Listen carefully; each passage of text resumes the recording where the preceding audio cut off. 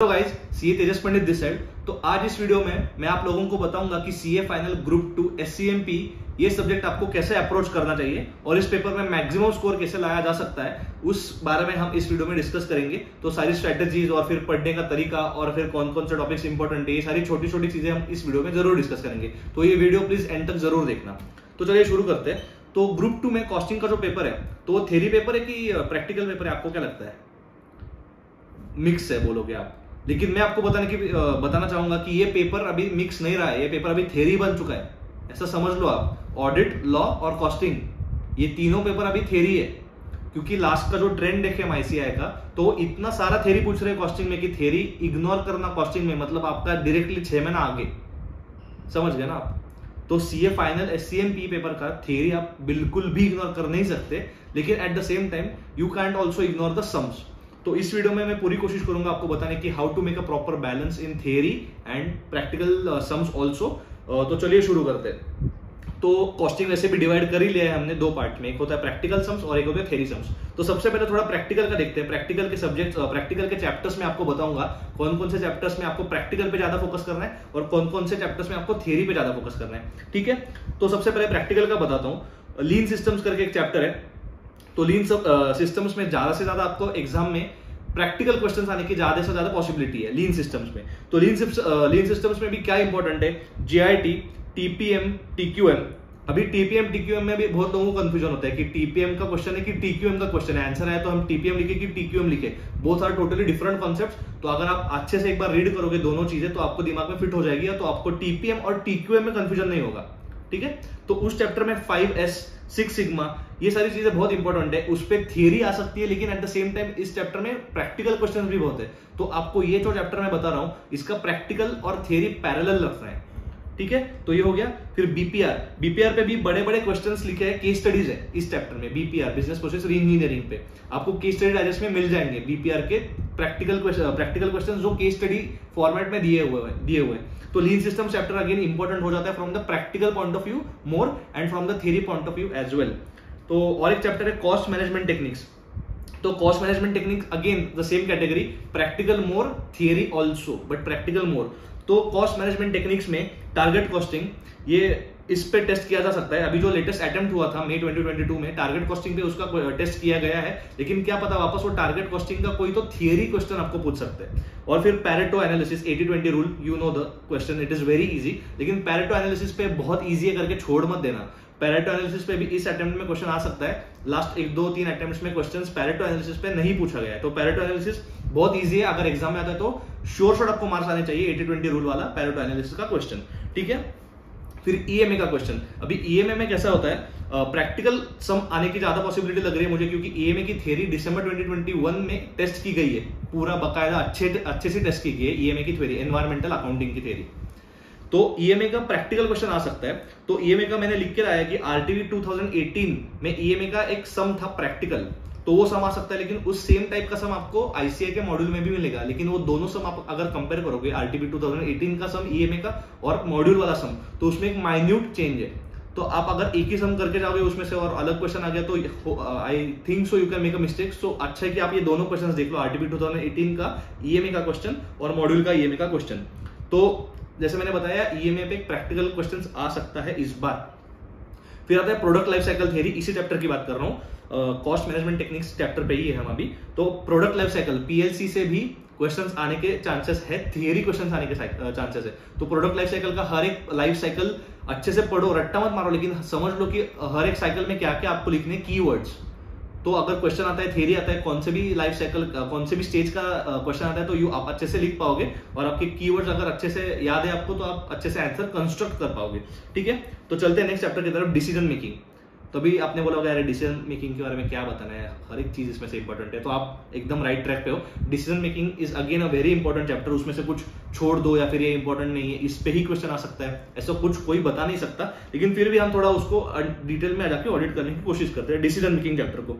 तो decision making chapter में मुझे लगता है आपको सारे फॉर्मूलेज याद होने चाहिए। अभी आप बोलोगे कौन से फॉर्मूलेज, तो डिसीजन मेकिंग के क्वेश्चन सॉल्व करने के लिए आपको छोटे छोटे फॉर्मूलेज याद आना या फिर पता होना is very important. Like PV, BP, FC, VC, margin of safety, profitability at desired level of output, etcetera etcetera etcetera. तो पीवी रेशो कैसे निकालना है, ब्रेक इवन पॉइंट का फॉर्मूला क्या है, फिक्स कॉस्ट का फॉर्मूला क्या है, वेरिएबल कॉस्ट का फॉर्मूला क्या है, मार्जिन ऑफ सेफ्टी कैसे निकालते हैं, ये अगर आपको पता होगा तो वेल एंड गुड। लेकिन कुछ कुछ लोगों को बेसिक में ही फॉर्मूला कंस्ट्रक्ट करने में ही प्रॉब्लम आता है, या फिर उनको पता ही नहीं कि मार्जिन ऑफ सेफ्टी होता क्या है, मार्जिन ऑफ सेफ्टी क्यों बोलते हैं। तो कॉन्सेप्चुअली अगर आप थोड़ा वीक हो तो डिसीजन मेकिंग चैप्टर आपको थोड़ा डिफिकल्ट जा सकता है। तो डिसीजन मेकिंग चैप्टर अगर आपको अच्छे से क्वेश्चन सॉल्व करने हैं तो ये छोटे छोटे जो फॉर्मुलाज होते हैं ना, जो हम अक्सर इग्नोर कर देते हैं, तो वो फॉर्मुलाज पे थोड़ा ग्रिप लाओ, क्योंकि वो आपको डिसीजन मेकिंग की हर एक क्वेश्चन में मिलने ही वाला है। तो ठीक है, ये तो मैंने बता दिया। फिर आते हैं सम्स पे। तो बीपी ब्रेक इवन पॉइंट का एक सम है मॉड्यूल में, सेमी ऑटोमेटिक मशीन और ऑटोमेटिक मशीन का कंपेयर करने वाला सम। तो वो मुझे लगता है वो इंपॉर्टेंट सम है, वो अच्छे से करके जाना। फिर आते हैं रेलेवेंट और इररेलेवेंट कॉस्टिंग के लिए। मैं डिसीजन मेकिंग चैप्टर की बात कर रहा हूँ, रेलेवेंट एंड इररेलेवेंट कॉस्टिंग। तो ये जो कॉन्सेप्ट है रेलेवेंट एंड इररेलेवेंट कॉस्टिंग, तो ये आपको पूरे कॉस्टिंग के पेपर में ही हर जगह पे इंपॉर्टेंट है। Which cost is relevant, which cost is irrelevant. अगर आपका उसका बेसिक क्लियर है ना कि कौन सी cost is relevant cost and कौन सी cost is irrelevant for our decision making, तो डिसीजन मेकिंग चैप्टर बहुत इजी हो जाएगा। तो अगर आपको उसमें कॉन्सेप्चुअली थोड़ा वीक हो आप, तो प्लीज कोई तो रिवीजन वीडियो देख लो, या तो वो कॉन्सेप्ट वापस गो थ्रू करो कि which cost should be considered as a relevant cost and which cost should not be considered as a relevant cost, और it should be a irrelevant cost for our decision making. वो अगर आप जान जाओगे तो आपको सम्स सॉल्व करने में बहुत आसानी होने वाली है। ठीक है, तो डिसीजन मेकिंग में हमें बेसिकली डिसीजंस करने होते हैं कि ये या वो, तो ऐसे बहुत से कैटेगरीज है। तो सेल या फर्दर प्रोसेस, ये एक इंपॉर्टेंट टॉपिक है, इंपॉर्टेंट कॉन्सेप्ट है, उस पे सम्स आ सकते हैं। फिर मिनिमम प्राइसिंग डिसीजन से वेरी वेरी इंपॉर्टेंट है, मैं बता रहा हूँ इस बार इससे आ सकता है सम मिनिमम प्राइसिंग डिसीजन से। फिर मेक और बाय डिसीजन। फिर आता है एक्टिविटी बेस्ड सीबीपी एनालिसिस। तो इलस्ट्रेशन नंबर 2 आईसीआई मॉड्यूल का मैंने लिख के लाया है, इलस्ट्रेशन नंबर 2 आईसीआई मॉड्यूल का एक सम है मेक और बाय डिसीजन का, तो वो आने के चांसेस है, तो वो प्लीज करके जाना। आईसीआई मॉड्यूल का illustration number 2 important sum, please do it. ठीक है, तो सर्विस सेक्टर के भी सम है कुछ, तो उसमें एक सम है पैसेंजर किलोमीटर का, वो बस का सम है कुछ, तो सर्विस सेक्टर में पैसेंजर किलोमीटर्स उसमें निकालने हैं, वो फर्स्ट स्टेप है बेसिकली, और फिर आगे आगे 2-4 स्टेप्स है, तो वो सम प्लीज एक बार करके जाना। फिर डिसीजन मेकिंग में ग्राफ का भी समय है, एक मॉड्यूल में समय, तो वो एक ही समय में साथ देख के जाना, वो आ गया तो सेम ही क्वेश्चन आएगा या फिर उसी टाइप का आएगा, उसी में थोड़े चेंजेस करके देंगे, तो वो ग्राफ का सम प्लीज इग्नोर मत करना मॉड्यूल का। डिसीजन मेकिंग में लर्निंग कर्व, ये कॉन्सेप्ट भी अच्छे से करके जाना। लर्निंग कर्व पे भी सम्स आ सकते हैं, अगर आया तो आपको पता होना चाहिए। कुछ लोगों को तो लर्निंग कर्व क्या है यही पता नहीं है, लर्निंग कर्व का सम तो छोड़ दो, लर्निंग कर्व कॉन्सेप्ट ही नहीं पता है। तो लर्निंग कर्व कॉन्सेप्ट कुछ ज्यादा डिफिकल्ट है नहीं, एक बार गो थ्रू कर लो आपको समझ जाएगा। तो लर्निंग कॉन्सेप्ट पे ही, लर्निंग कर्व के कॉन्सेप्ट पे ही सम्स बनाए गए, 2-4 सम्स है, तो वो एक बार देख लो। डिसीजन मेकिंग चैप्टर के लिए वो इंपॉर्टेंट है। तो बेसिकली डिसीजन मेकिंग चैप्टर में सम्स थोड़े ज्यादा है, लेकिन आपको एक बार कॉन्सेप्चुअली आप स्ट्रांग हो, कौन सा रेलेवेंट कॉस्ट है, कौन सा इररेलेवेंट कॉस्ट है, XYZ things, then you can solve the sums of decision making with ease.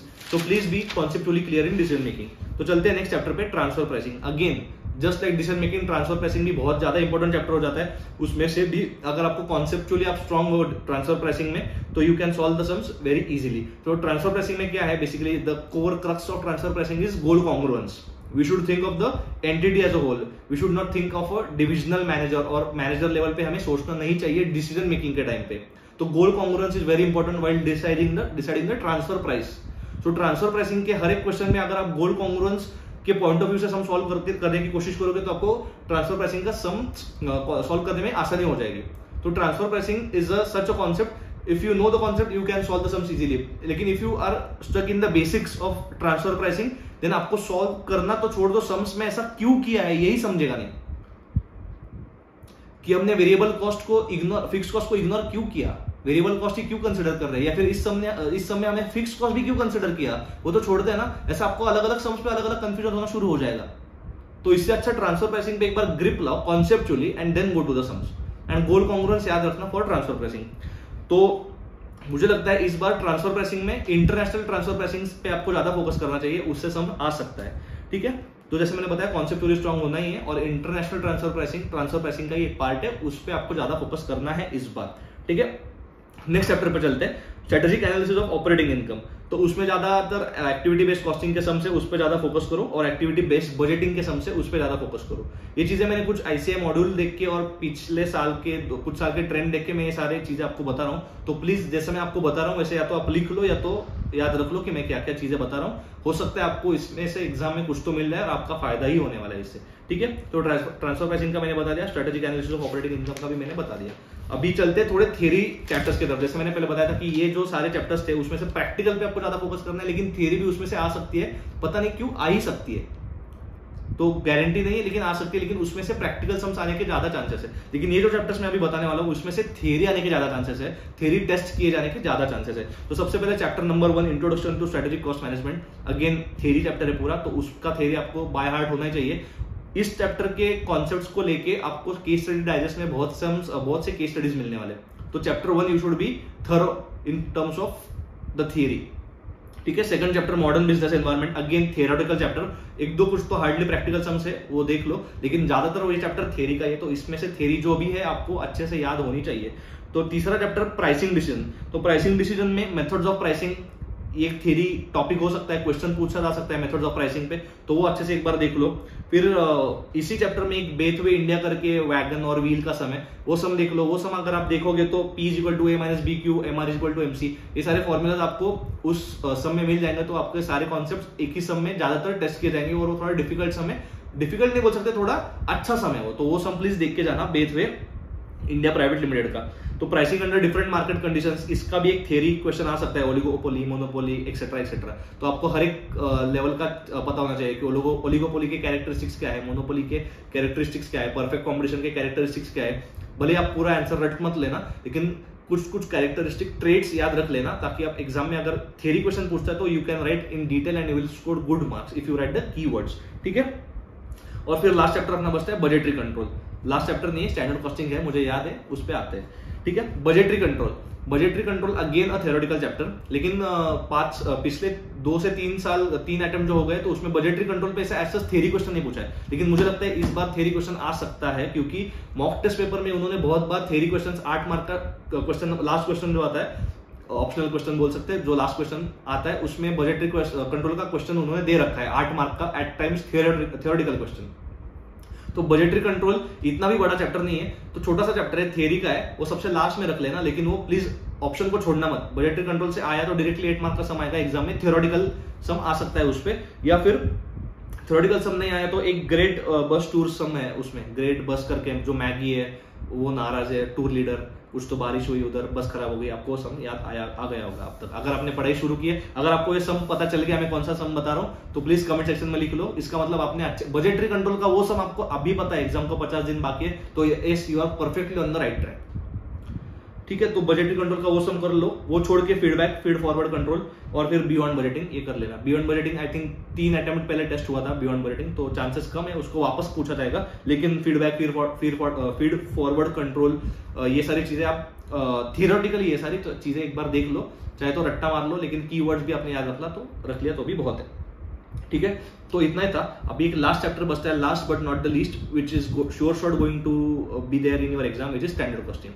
तो स्टैंडर्ड कॉस्टिंग का एक तो बहुत वास्ट है, तो स्टैंडर्ड कॉस्टिंग का मैक्सिमम आप क्या कर सकते हो, तो वेरिएंस के फॉर्मूलेज याद कर लो। अगर आपको स्टैंडर्ड कॉस्टिंग ऑप्शन को छोड़ना ही है तो ये बात बता रहा हूँ, किसी ने स्टैंडर्ड कॉस्टिंग कर लिया होगा तो well and good, you are absolutely on the right track. Standard costing का कोई भी सम आता है तो आप सॉल्व कर पाओगे, लेकिन अगर अभी तक आपने स्टैंडर्ड कॉस्टिंग को हाथ नहीं लगाया है, या फिर आप सोच रहे हो कि मैं छोड़ ही दूंगा, तो एक काम कर लो, प्राइस वेरिएंस, अलग अलग टाइप के वेरिएंस है, उसके ज्यादा डीप में घुसो मत, बस फॉर्मूलाज तो याद रख लो। वर्स्ट केस सिनेरियो, पता नहीं एग्जाम में अगर स्टैंडर्ड कॉस्टिंग का एक सम आता है वो आप नहीं कर पाते हो, या फिर आपने ऑप्शन को ही छोड़ दिया है, और उसके अलावा दूसरा क्वेश्चन जो आपने टॉपिक कर रखा है लेकिन फिर भी आप वो सम सॉल्व नहीं कर पा रहे हो, वो ज्यादा डिफिकल्ट लग रहा है, तो स्टैंडर्ड कॉस्टिंग के एटलीस्ट फॉर्मूलाज के बेसिस पे आप कुछ ना कुछ तो सॉल्व करके आओगे ना, तो you will get some marks.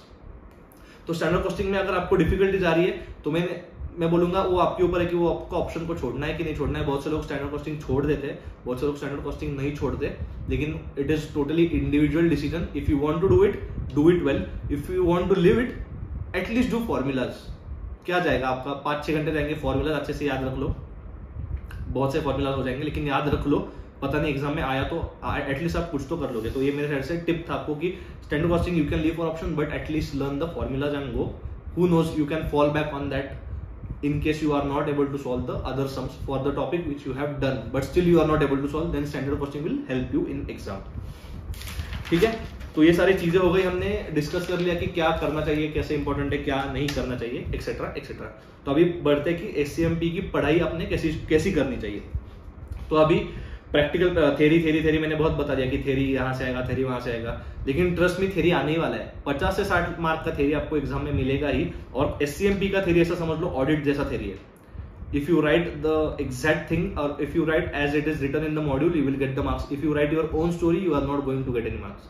So SCMP में keywords या फिर key sentences, paragraphs ये आपको याद करना ही है और करना ही पड़ने वाला है। तो प्लीज SCMP की थ्योरी इग्नोर मत करो। ऐसा मत लिखो, ऐसा मत सोचो कि मैं एग्जाम में कुछ ना कुछ तो लिख लूंगा, वो नहीं चलने वाला है। जैसे ऑडिट में नहीं चलता ऐसे SCMP ग्रुप 2 में भी नहीं चलने वाला है। You won't get any marks. आपने बहुत एग्जांपल्स देखे होंगे SCMP में 35, 32, 38, 40, 41। तो SCMP सेकंड ग्रुप का थोड़ा ट्रिकी सब्जेक्ट है। तो you can lose a lot of marks if you are not good in theory and if you have not given lot of time to theory of costing. So please SCMP का theory अच्छे से करो, keywords अच्छे से याद करके जाओ। Exam में आजू बाजू के सेंटेंस आप आपके हिसाब से बना सकते हो, लेकिन जो कीवर्ड्स उनको एक्सपेक्टेड है अगर वो नहीं आते तो they are not going to give you any marks. तो theory again very important. Last में मैं आपको बताऊंगा थ्योरी का कैसे करना है। तो थ्योरी तो हो गई। क्वेश्चंस का भी आता हूं मैं। क्वेश्चंस भी आपको एग्जाम में मिलने वाले, ऑब्वियसली थ्योरी पूरा थ्योरी पेपर नहीं होने वाला है। तो कॉस्टिंग का कैसा है, सम्स जो है मुझे लगता है आपको हर एक सम एक बार देखना चाहिए। अभी आप बोलोगे कि it's too late, no it's not too late. Exam को अभी 51 डेज बाकी है। अगर अभी तक ऐसा मैं अज्यूम करता हूं, ऐसा तो नहीं होगा कि आपने SCMP को टच भी नहीं किया है। आपने कभी ना कभी SCMP की पढ़ाई की होगी, कॉस्टिंग की पढ़ाई की होगी, स्टार्ट किया होगा, कुछ ना कुछ तो किया होगा। तो अभी भी पॉसिबल है, अभी भी you have time to touch upon every sum of costing. So please go through each and every sum. हर एक सम अलग अलग है कॉस्टिंग में, कुछ सम सेम रिपीट है। वहां पे बड़े अक्षरों में, बोल्ड अक्षरों में लिख लो repeat, do not do again, no need to do again, please don't do this sum again, easy sum, कुछ भी लिख लो, रिमार्क्स लिख लो। कॉस्टिंग में हर एक सम के बाजू में आपका रिमार्क होना जरूरी है, भले वो इजी सम इजी होना चाहिए। वहां पे आपको ट्रस्ट नहीं है, प्लीज करो। हर एक सम के बाजू में आपका रिमार्क होना चाहिए। Blue pen, green pen, orange pen, कोई भी पेन आपको पसंद है उसमें आपका रिमार्क होना चाहिए। Easy sum, do not do again, very difficult sum, must read this sum, you are not able to understand. खुद से बात करो। ऐसे बड़े बड़े सेंटेंसेस हो लिखना है तो लिख लो, लेकिन हर एक सम के बाजू में आपका रिमार्क होना चाहिए। This will help you on the last 1.5 day. You will feel comfortable, you will feel as if someone is talking to you, the book is talking to you कि अरे हाँ चल आगे जा, ये सब मत कर, आता है तुझे, अरे ये सब पे रुक जा, बहुत डिफिकल्ट है, एक बार देख ले। तो कॉस्टिंग के सम्स के बाजू में आपका हर एक जगह पे रिमार्क होना चाहिए, और हर एक सम आपने एक बार तो मिनिमम एक बार तो देख लिया होगा तो बेटर, और प्लीज देख ही लो, ठीक है। फिर आते हैं केस स्टडी डाइजेस्ट की तरफ। केस स्टडी डाइजेस्ट का मैं सेम बोलूंगा कि केस स्टडी डाइजेस्ट में भी बहुत सारे केस स्टडीज हो जाते हैं। पढ़ने में ही आपका बहुत टाइम जाने वाला है, तो आपको फ्रस्ट्रेशन आ सकता है कि यार क्या मैं 4 घंटे से पढ़ रहा हूँ, मेरे 2 ही केस स्टडीज हो गए यार, कैसे करूंगा मैं इतना। तो इट इज अगेन पीस मिल, बूंद बूंद से गड़बड़ता है। आपको एक दिन में केस स्टडी डाइजेस्ट खत्म होने वाला है नहीं, तो ज्यादा लोड लो मत। सुबह, शाम को, इवनिंग को, जैसे आपको जब भी टाइम मिलेगा केस स्टडी डाइजेस्ट के 2 केस स्टडी उठाने के, केस स्टडीज खत्म करके, केस स्टडी डाइजेस्ट बंद करके बाजू में रख देने का। Next day again whenever you get bored, open a case study, do it, move on to the next thing. तो केस स्टडी डाइजेस्ट ऐसा आपका धीरे धीरे करके पूरा खत्म हो जाएगा। एक बार करके तो हो ही जाएगा, ट्रस्ट मी। इतने भी ज्यादा केस स्टडीज है नहीं उसमें, तो आपने अगर 1-2 केस स्टडी हर रोज देख भी लिए तो भी ठीक है। तो हर एक केस स्टडी के बाजू में लिख लो। जैसे आपका केस स्टडी हो जाता है कि हाँ this case study was based on balance score card, okay, this was based on performance prism, okay, XYZ जो भी है। तो केस स्टडी के बाजू में भी आपके रिमार्क्स होने चाहिए। एंड में जाके लास्ट 1.5 डे पे जब आप देखोगे तो आपको पता है कि हाँ ये केस स्टडी इस पे बेस्ड है, ये केस स्टडी उस पे बेस्ड है, ये केस स्टडी उस पे बेस्ड है। तो आपका कंफर्ट फील होगा लास्ट डे पे कि केस स्टडी डाइजेस्ट भी मैंने ऊपर से देख लिया, हर एक टॉपिक टच डाउन कर लिया, ठीक है। और एक छोटा टिप है क्वेश्चन सॉल्व करने के लिए कि कॉस्टिंग के सम्स कैसे होते हैं। एक बार एक सम सॉल्व करने आप बैठ जाओ तो मिनिमम आपके 30 to 35 मिनट्स कहीं नहीं गए, मिनिमम आपको उतने लगने वाले एक स्टैंडर्ड सम, अच्छा बड़ा सम करने में। तो it is not practicable to solve all the sums. So आप क्या कर सकते हो, जो अप्रोच मैंने फॉलो किया था कि हर एक सम पहले पढ़ने के बाद क्या करो, try to analyse the sum in your brain. Mental mapping करना शुरू कर दो। तो कैल्सी पे सॉल्व हो रहा है कि नहीं देख लो। अब आप बोलोगे कैल्सी पे इतना सारा कैसे सॉल्व होगा। एटलीस्ट कैल्सी में सम में 6 स्टेप्स है, तो 3 स्टेप्स तो कैल्सी तक आप जा सकते हो, कैल्सी पे इजीली जा सकते हो 3 steps, trust me. No need to do कि हाँ देयरफॉर फिर नीचे आए, हेंस ऊपर जो फिगर लिया वो नीचे लिया तो ऐसा होता है। फिर स्टोरी मत बनाओ, वो स्टोरी बनाओ तो दिमाग में बनाओ, पेपर पे मत बनाओ, बहुत टाइम वेस्ट हो जाएगा। तो हर एक कॉस्टिंग का सम मेंटली सॉल्व करने की कोशिश करो। ये फ्री टिप दे रहा हूं मैं आपको, उसका बहुत यूज होगा। कोई भी सम हो, प्रैक्टिकल सम्स के बारे में बात कर रहा हूँ। प्रैक्टिकल सम्स पहले मेंटल ब्रेन में सॉल्व करने की कोशिश करो, कैलसी पे सॉल्व होता है कि नहीं देखो, आंसर बुक में चेक करो कि हाँ अरे मैं ये तो 4 स्टेप्स तो मैंने ऐसे ही कर लिए without even touching my pen. तो this will help you to gain confidence also. So costing में जैसे जैसे अभी आप आगे पढ़ाई करोगे तो ये टिप प्लीज फॉलो करना कि सम पढ़ने के बाद try to solve it mentally, try to solve it on calci even without touching your pen, और minimum usage of pen and paper. तो आपको एक कॉन्फिडेंस आएगा कि हाँ फ्लो मुझे समझ गया, इसके बाद अच्छा ये 2 ही स्टेप्स बाकी थे वो तो मैं कर लूंगा, या तो मैंने देख लिया हो गया। ठीक है, तो ये करना। अभी एक छोटा और टिप है कि please don't ignore theory in the practical questions. अभी आपको मॉड्यूल में या फिर केस स्टडी डाइजेस्ट में ऐसे बहुत क्वेश्चंस मिलेंगे कि जो प्रैक्टिकल क्वेश्चन है, बॉस पूरा प्रैक्टिकल क्वेश्चन है, उस प्रैक्टिकल क्वेश्चन का एक सब पार्ट है जिसका थियरी पूछा है, थियरी है।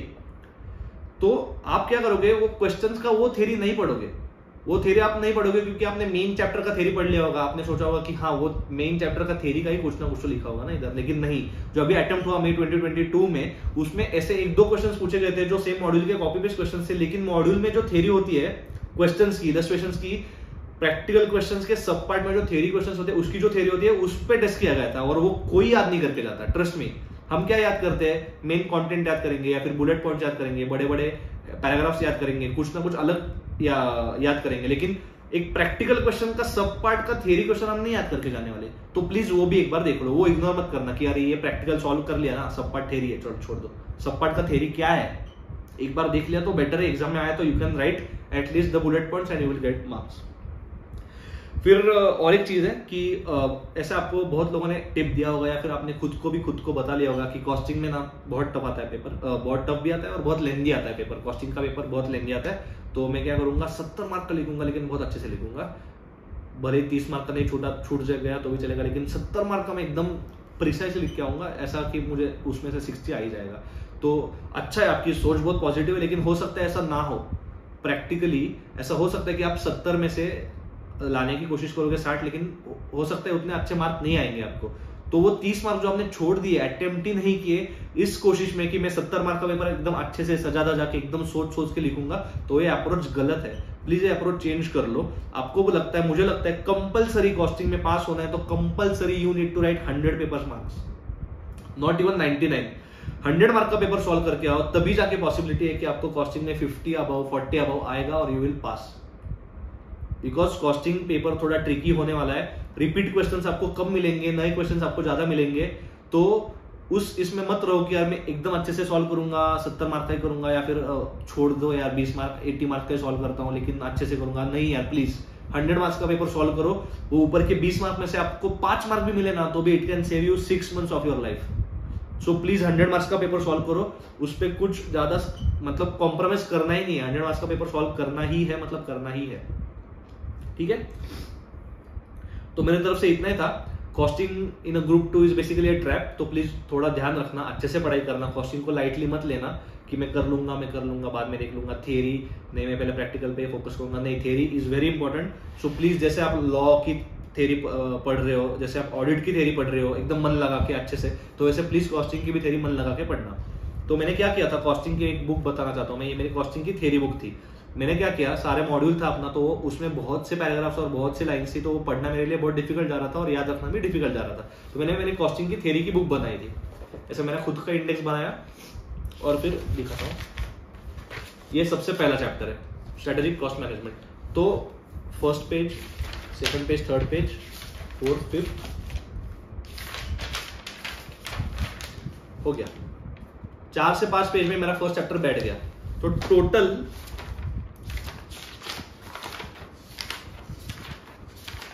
66 पेजेस में मेरा पूरा कॉस्टिंग का थ्योरी हो गया, और 66 पेजेस भी इतने छोटे छोटे पेजेस। हाँ, तो मैंने पूरा कॉस्टिंग का थ्योरी मैंने खुद के हैंड राइटिंग में एग्जाम के 2 से 3 महीने पहले नोट्स बनाना शुरू कर दिया था। और मैं आपसे झूठ नहीं बोलूंगा, एग्जाम के पहले दिन, एक दिन पहले भी मैंने यही थ्योरी पढ़ी। मैंने मॉड्यूल को या फिर किसी और स्टडी मटेरियल को हाथ ही नहीं लगाया था। तो मैंने खुद की थ्योरी बनाई थी, नोट्स बनाए थे, और उससे मुझे बहुत आसानी हुई। मैंने बहुत जगह पे शॉर्टकट्स भी बनाए थे, बहुत छोटे छोटे जगह पे। अभी dimensions of quality, performance, aesthetics, reliability, response, durability, conformance, features. तो मैंने ऐसा लिखा था, परदेसी जाना नहीं, परदेसी F।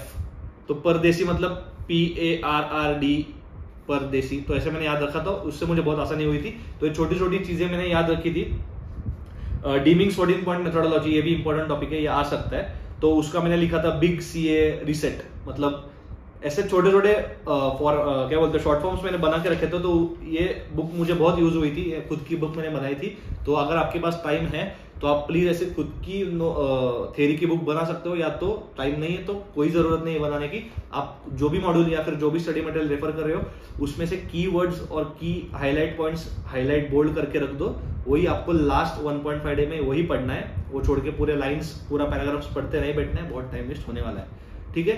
तो the key take away from this video was, जो चीजें मैंने बताई, छोटी छोटी चीजें हर एक चैप्टर में इंपॉर्टेंट है। प्लीज वीडियो चाहे तो वापस पीछे जाके देख लो, एक बार नोट डाउन कर लो, और फिर थ्योरी आपको इग्नोर नहीं करनी है। 100 मार्क्स का पेपर सॉल्व करके आना है, ठीक है। तो कॉस्टिंग में बस इतना ही था। I wish you all the best for your exams and keep studying. मिलते हैं नेक्स्ट वीडियो में, बाय बाय।